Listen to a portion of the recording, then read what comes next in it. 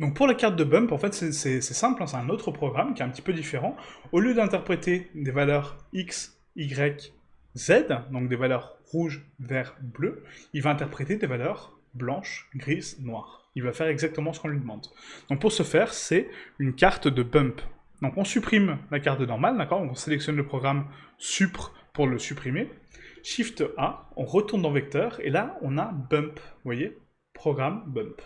Ce programme, je le mets ici, à la place de ma normale. Et là, si on regarde, il y a quoi? Il y a mon nœud de normale, donc je peux rajouter une normale par-dessus, si j'en ai une.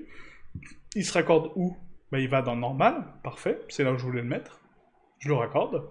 Et après, qu'est-ce qu'il va gérer? Est-ce qu'il va gérer donc une couleur? Oui, mais une couleur noire et blanche. Noire, blanche et grise. Donc du coup, ma couleur, je la raccorde à la hauteur. D'accord? Ça va définir la hauteur de ma bump. Donc là, avant de le raccorder, je vais vous expliquer comment ça fonctionne. C'est que du coup, rappelez-vous, on a donc X, Y, Z pour indiquer donc largeur, profondeur, hauteur d'une texture. C'est la normale, c'est pour le micro-détail, c'est pour le détail qu'on ne peut pas retranscrire avec une carte de bump. C'est des valeurs très fines, très douces et très précises en termes de placement. Si on veut générer si on veut générer une carte de relief, du gros relief, hein, du relief de texture, d'accord, donc du relief grossier, on peut utiliser une carte de bump qui est interprétée donc de façon noire, blanche et grise, et du coup qui vont déterminer donc, différents niveaux de hauteur, d'accord, donc différents niveaux de profondeur. La profondeur maximale est 0, d'accord, donc c'est le noir absolu, ça va être le maximum de profondeur possible, parce qu'il n'y a pas en dessous de 0, hein, 0 c'est 0. Ensuite on a donc la valeur médiane, donc la valeur neutre, 0.5, qui est la valeur grise, et les valeurs blanches, qui vont être les valeurs à 1. Si on génère donc une carte de texture ici, comme celle-ci, là qu'est-ce qu'on peut analyser? Je vais zoomer sur ma texture un petit peu, hein, on va essayer d'analyser un petit peu tout ça. Voilà ce que ça m'a généré. Ça m'a généré donc des valeurs noires, valeur à 0, des valeurs grises, les contours, valeur à 0.5, valeur médiane, et des valeurs blanches, valeur à 1, valeur au-dessus. Donc là, qu'est-ce que ça va me faire si je le raccorde au bump?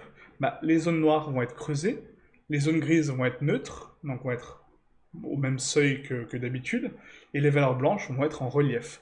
Encore une fois, ce n'est pas de la géométrie, c'est uniquement une texture, c'est un effet d'optique qu'on va donner, c'est un effet de visuel.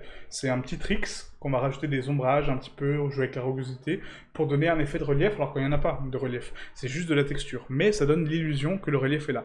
Et c'est comme ça qu'on va optimiser nos objets pour donner l'illusion que les choses sont là, mais elles ne sont pas réellement. C'est des effets spéciaux un petit peu, si vous voulez. Grossièrement, hein, encore une fois. Mais c'est un petit peu des effets spéciaux. Donc là, si je raccorde donc, cette valeur dans ma hauteur, regardez ce que ça fait. CTRL-SHIFT, clic gauche sur mon programme principal. Et là, rappelez-vous, les valeurs noires vont s'enfoncer, les valeurs blanches vont être en relief, et les valeurs grises vont être neutres. Voilà. Et là, j'ai ma texture de relief, vous voyez. On a récupéré précisément le relief que je souhaitais donner, d'accord? Donc ce grain, un petit peu, cette texture un petit peu abîmée, mais tout en gardant la brillance, parce que du coup, il connaît bien les valeurs, parce que c'est des valeurs noires, blanches et grises, donc il les comprend, ce n'est pas des valeurs normales. Il me dit, non, tu m'as mis des valeurs noires, blanches et grises, donc je te donne une carte complètement explosée. Là, non. Là, il a compris les valeurs que j'ai voulu lui donner, donc du coup, je ne vois pas mes vertex, ma surface est propre, mon ombrage de normal fonctionne parfaitement, et mon ombrage lissé fonctionne parfaitement. Donc là, j'ai ma texture qui est propre. J'ai donné du détail avec une carte de bump. Ensuite, on peut régler donc ici l'intensité de ce détail, hein, donc la distance à laquelle il sera propagé, d'accord? Donc à quelle distance? Donc là, on va donner une valeur de 0.35, voilà, pour donner un petit peu de relief, hein. Pas 0.5, 0.35. Et la force à laquelle il va être diffusé. Ça, encore une fois, donc la force est à comprendre, puisque si je mets une force trop haute, il va encore une fois dépasser la limite de ma texture. Rappelez-vous qu'on ne peut pas mettre une force à 150, ma texture ne va pas le comprendre, donc du coup, qu'est-ce qu'il va me faire? Il va me dire, oui, tu m'as mis une valeur trop haute, donc je vais te donner que du noir. Non. Nous, on veut vraiment voir le relief.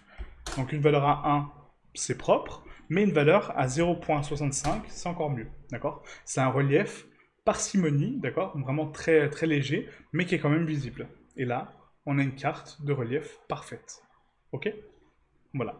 Donc voilà comment retranscrire du coup donc, des valeurs noires, blanches et grises en termes de relief, en termes de surface. C'est vraiment cette méthode avec le bump qu'on va pouvoir générer ça. D'accord? Donc la carte de bump a une autre utilité aussi, je vous la montrerai pour la leçon sur Anubis. Mais en tout cas, là, pour l'introduction, c'est déjà pas mal à comprendre ça. D'accord? Donc nous, on va combiner toutes ces choses-là, hein, d'accord? Donc toutes les notions qu'on est en train d'aborder là, je vais les répéter pour chacun des matériaux, vous inquiétez pas, hein, pour vraiment que ça rentre. Et ensuite, on passera vraiment au texturing avancé pour voir comment on fait, d'accord? Mais là, en tout cas, on a généré donc une carte de relief, on a généré une carte de rugosité, d'accord? Donc des valeurs bien précises. Une carte de couleur, avec une couleur, bah, toujours la même certes, mais une carte de couleur quand même. Une carte de métallique qui est à 100%. Une carte de spécularité. Donc la spécularité, ce sera le prochain chapitre, le Fresnel.